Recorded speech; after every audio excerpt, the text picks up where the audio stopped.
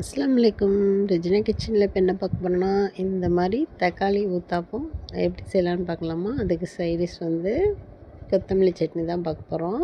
இப்போ ஒரு மிக்ஸி ஜாரில் 2 கப் ரவா, 1/2 கப் கோதுமை மாவு, 1 கப் தயிர், ஒரு 4-5 தக்காளி, ஜீரகம், வரமிளகா, இஞ்சி போட்டு கொஞ்சமாக தண்ணி ஊற்றி அரைச்சிக்கலாம். அரைச்சி ஒரு பவுலில் போட்டு வச்சுக்கலாம். நல்லா கலந்து வச்சுட்டு இப்போ சட்னி பார்க்கலாம். தேங்காய், பச்சை மிளகா, கொத்தமல்லி தழை, லெமன், உப்பு போட்டு அரைச்சி வச்சுக்கலாம். இந்த மாதிரி அரைச்சிக்கோங்க. உங்களுக்கு கொஞ்சம் திக்காக வேணுன்னா தண்ணி கம்மி பண்ணிக்கலாம். இப்போ அந்த மாவில் உப்பும் சோடாவும் போட்டு கலந்துட்டு தோசை ஊற்றலாம். தோசை கொஞ்சம் திக்காக ஊற்றிக்கோங்க.